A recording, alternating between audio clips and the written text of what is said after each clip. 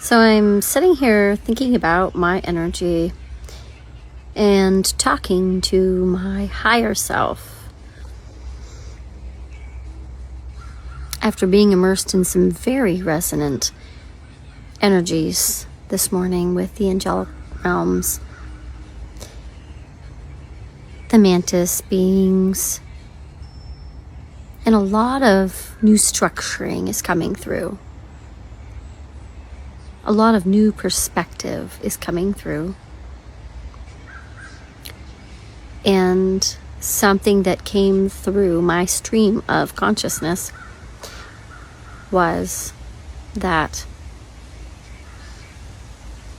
like in this very present moment, in which I was absolutely called to record this, selective discernment is being required of all of us now. The universe sends a very gentle reminder to the human in us, Happy 111, the human in us who feels the depersonalization of the perceived treatment of the universe. It's not personal. Choosing this foofiness is personal. Trying to rest softly as I can in my divine feminine today. But I'm a fucking Leo. I am not a fluffy, froofy, resonant feminine energy all the time. I work at that. I am a Leo. I am a Libra. I am a Taurus. I am freely flowing right now in my consciousness, as only I can. And thus, my freely flowing needs to continue. And in order for that to happen, some structuring changes need to occur. And so, the energies of love are always given freely in so many resonant ways. Love is the energy given freely that resonates so much because it is deemed unfit for sharing, unfit for freely giving and receiving by somebody somewhere. That one little tiny mad idea, just like the Course in Miracles says, became a mass idea. That's right. One tiny little flake can cause a fucking avalanche. I used to get that quote handed to me every year at in-service. It's true. But be careful what context you give that to. So what is your current context, collective? From what collective or from what context are you working from? Are you operating from?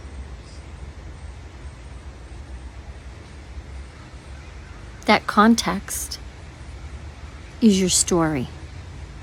And your story that you've created is dictating your life.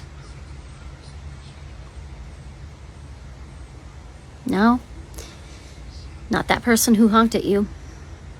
They're not dictating, creating, co-creating your life with you.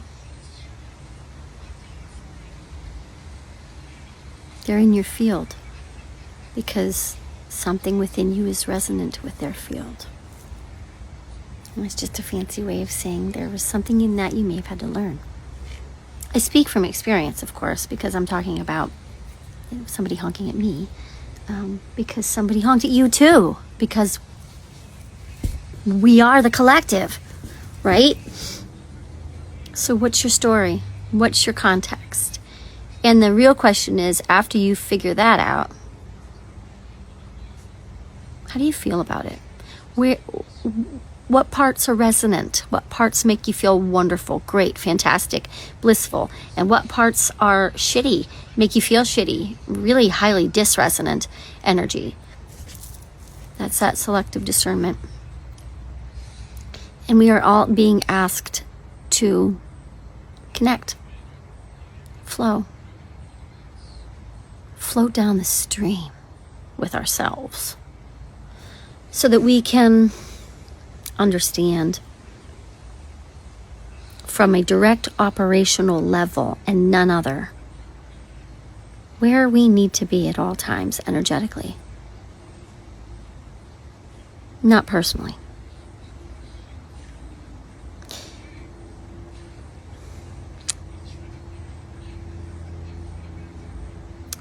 Our personally is so greatly affected by our energy. That's why. If we mind our energy,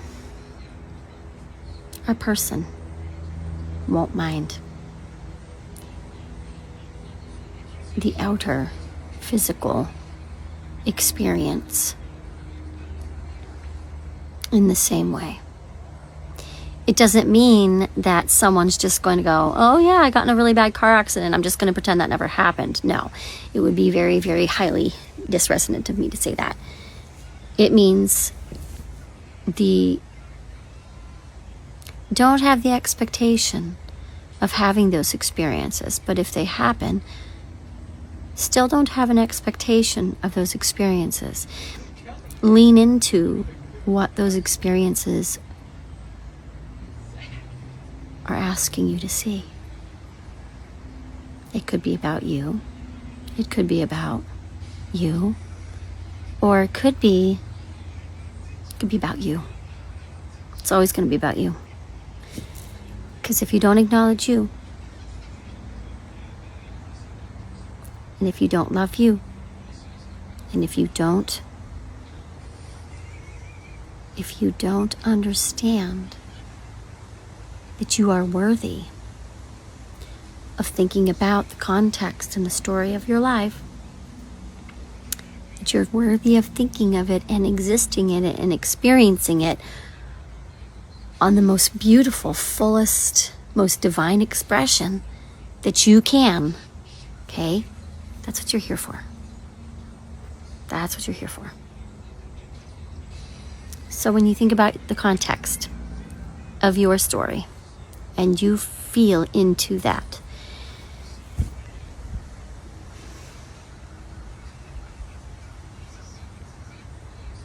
stay there as long as you want. Nobody says that there's a time limit or that you have to do it a certain way. Yes, I know there are millions of books written about every topic and subject. And some of that is very helpful, correct, yes. But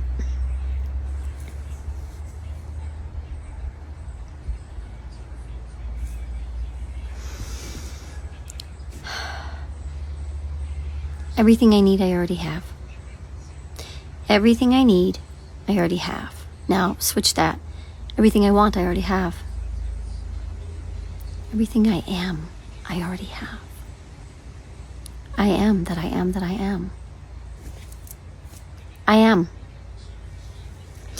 And if you want to level it up a notch, yes, I am. I'm just chilling on a hammock.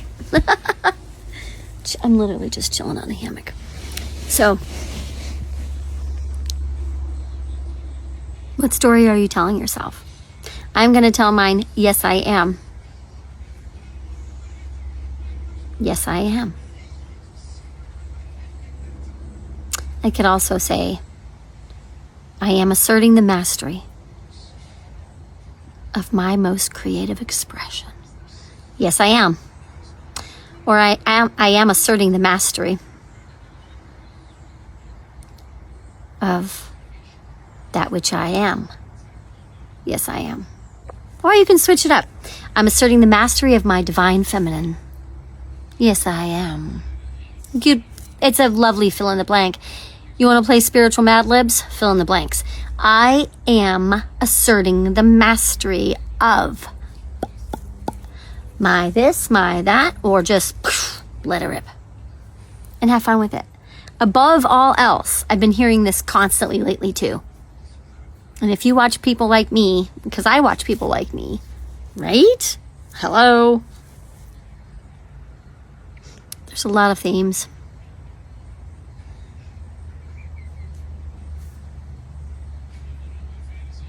But I think one of the themes, one of the streams of energy that's coming along is to let go of the form that you thought you knew. Let go of the form. Surely there will come new structures, new structuring, restructuring,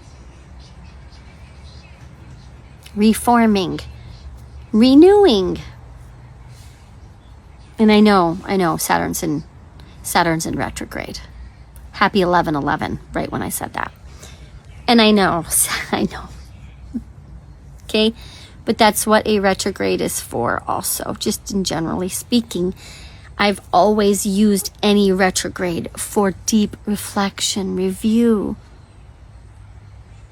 introspection.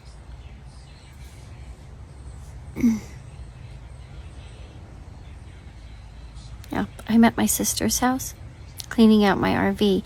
Today's also a full moon. Oh, I believe in Sagittarius. I think it's the buck moon in the United States.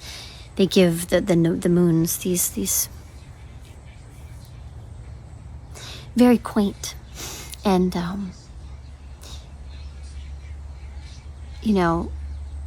kind of nicknames, kind of historically given, accepted names of the full moons that came with a lot of times referencing animals, seasons, or seasons that animals were partaking in, like mating season and whatever. But this is a buck moon because it's a season of the buck, but it's also still the fire horse, and it's a Sagittarian full moon. So I can only imagine if you're a Sagittarian, if you have it anywhere your sun, your rising, your moon, somewhere prominently. I'm not an astrologer, but I know, I won't say a framework, but I have a little cheat sheet I use, and I'm still always learning, so it's fun to practice. Have fun with this full moon. It's not just for releasing, it's for restructuring. So be kind on yourself, okay? You're another me, I'm another you. I witness you, fellow human, and I love you.